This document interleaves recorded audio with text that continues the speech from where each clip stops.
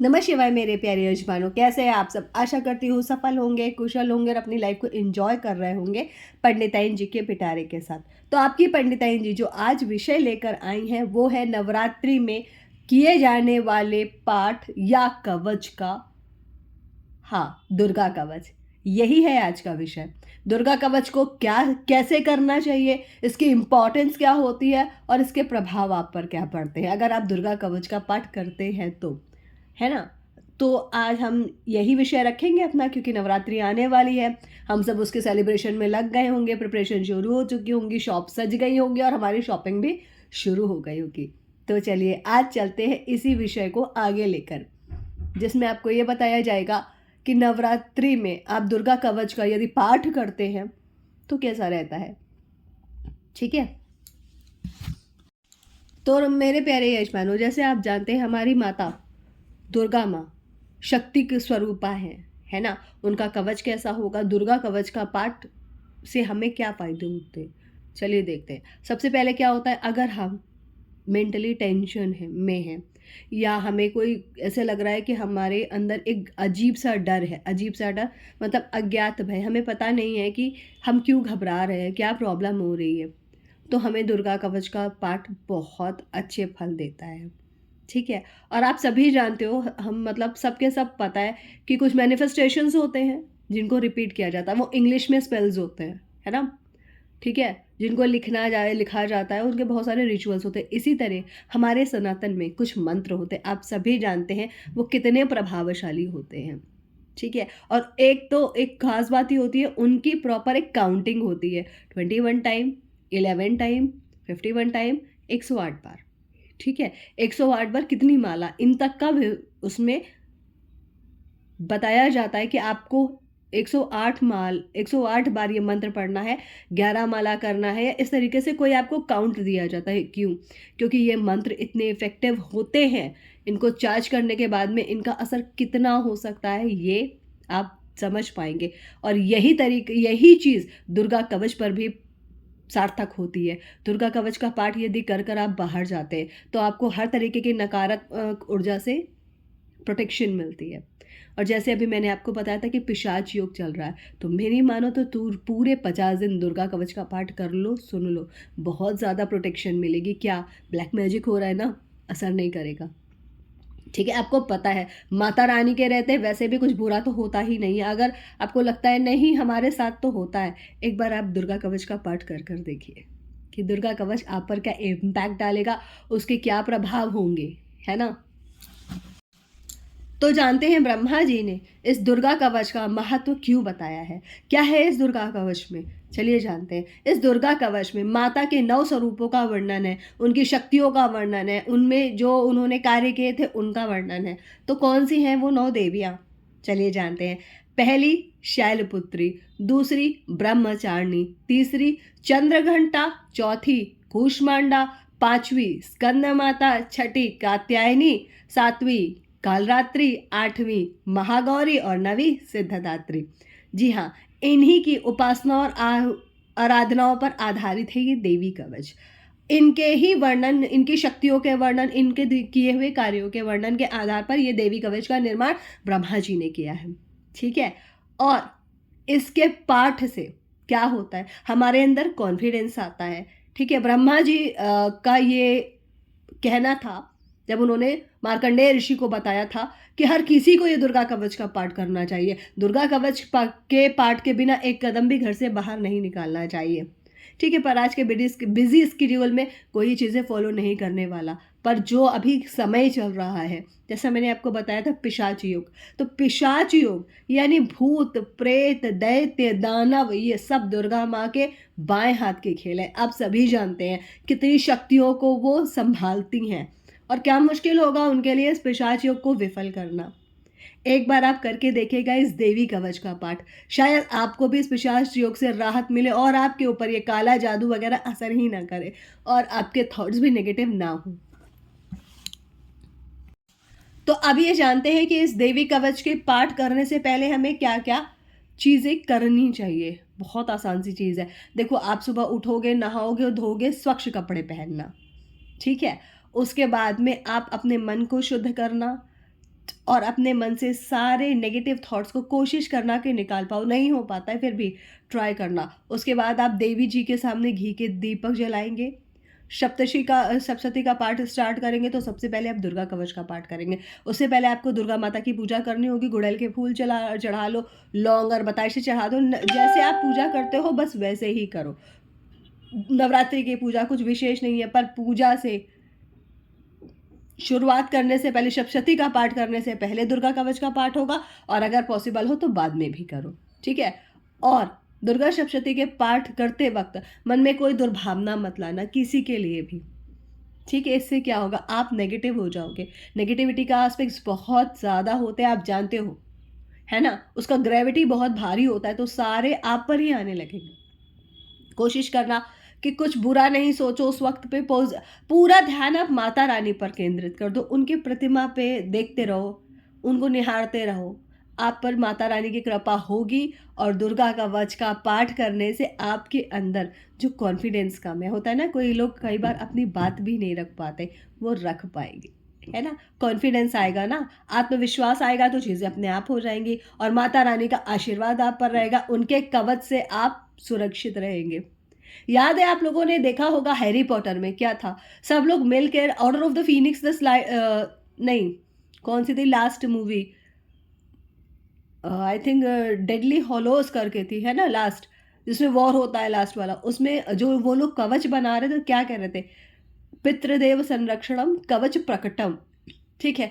तो पितृदेव संरक्षणम और कवच प्रकटम, तो कवच कैसे प्रकट होगा, हम उसको चार्ज करेंगे। उन्होंने उस कवच को अभिमंत्रित किया था, उसको चार्ज किया था, तो ही वो कवच बना पाए थे। और वोल्डेमॉर्ट की पूरी सेना भी मिलकर बहुत मुश्किल से उस कवच को तोड़ पाई थी, बहुत टाइम लग गया था।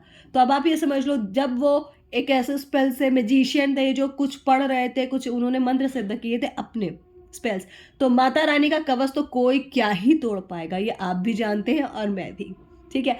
और अब हम जानेंगे कि इस कवच के लाभ क्या होंगे, क्या होगा इस कवच को पढ़ने से। भाई पंडिताइन जी कह रही कवच पढ़ लो, कवच पढ़ लो, पर हम क्यों पढ़ें, इसके फायदे हमें क्या दिख रहे हैं, क्योंकि आजकल बिना प्रॉफिट के तो कुछ नहीं होता। तो चलिए जानते हैं दुर्गा सप्तशती में कवच का पाठ करने से क्या लाभ होते हैं। तो पहले आप ये जान लीजिए, दुर्गा कवच का पाठ करने से पहले आपके मन की नेगेटिविटी दूर होती है, आपकी सोच पॉजिटिव होती है। और क्या होगा, और जब आपकी सोच पॉजिटिव होगी, आप नए थॉट्स ला पाओगे, आपको एंजाइटी नहीं होगी दुर्गा कवच के पाठ से।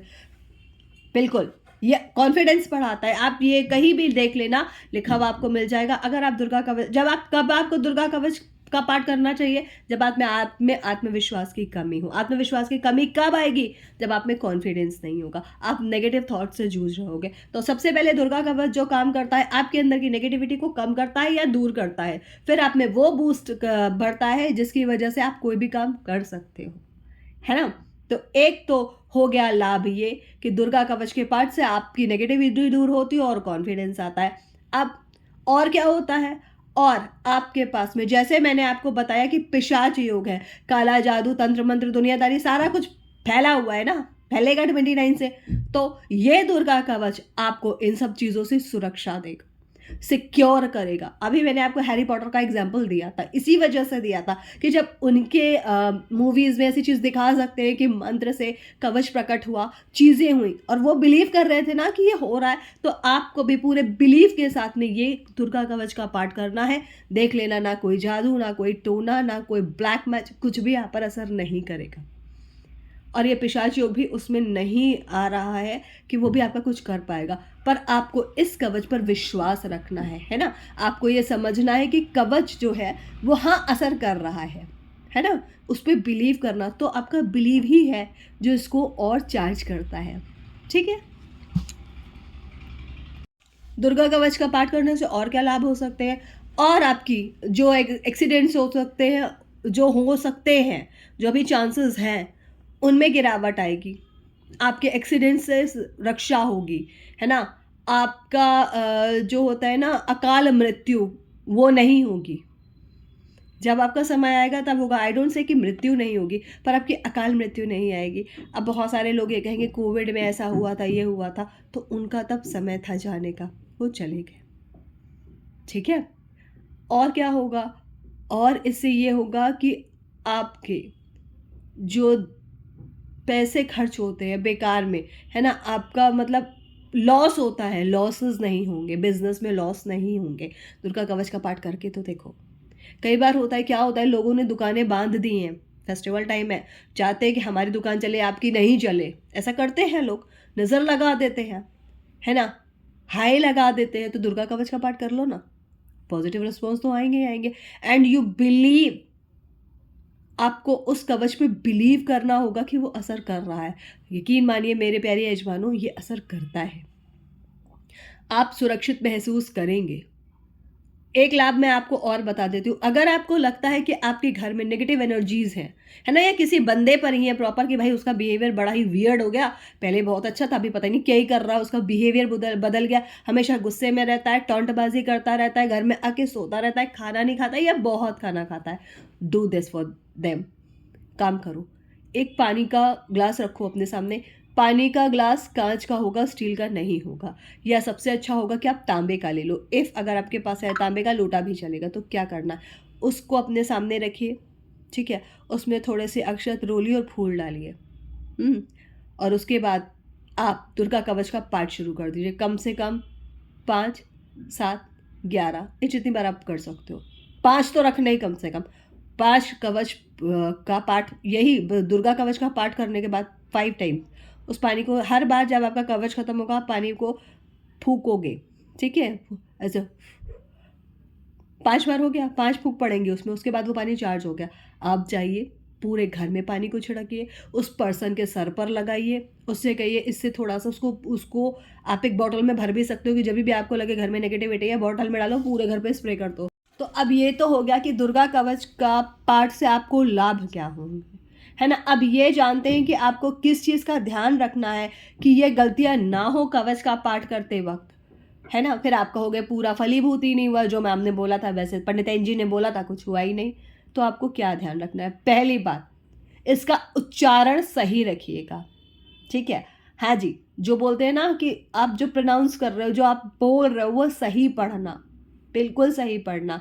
और अगर आप संस्कृत में नहीं पढ़ सकते हो, नो इश्यूज, हिंदी में पढ़ना, पर सही पढ़ना, है ना, क्योंकि गलत उच्चारण, देखो ना, कई बार हम गलत उच्चारण से मंत्र का मीनिंग ही बदल जाता है। आप इसका एक मैं आपको एग्जाम्पल दे देती हूँ। आपको रावण का भाई कुंभकर्ण पता होगा, उसने इंद्रासन की बजाय निंद्रासन बोल दिया था, और क्या हो गया था, सोता ही रहता था। तो इसी वजह से आपको ये पाठ करते वक्त उच्चारण का विशेष ध्यान रखना है यजमानो, गलती नहीं करना, ठीक है।